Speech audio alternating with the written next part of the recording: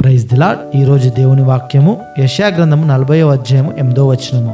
గడ్డి ఎండిపోవును, దాని పువ్వు వాడిపోవును, మన దేవుని వాక్యము నిత్యము నిల్చును. ఆమేన్. ప్రియ దేవుని బిడ్డ, ఈ ప్రపంచంలో ఉన్న ప్రతిదీ అస్థిరమైనది, నశించిపోయేదే. ఎంత అందమైన పువ్వైనా సాయంత్రానికి వాడిపోతున్నది.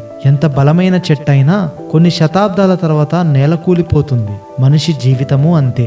ఆదాము నుండి ఇప్పటి వరకు అనేక మంది రాజులు, జ్ఞానులు, ధనవంతులు, యోధులు పుట్టారు. కానీ ఎవరు ఈ భూమిపై శాశ్వతంగా నిలవలేకపోయారు. కానీ దేవుని వాక్యం ఇంకా సజీవంగా మన మధ్య ఉన్నది.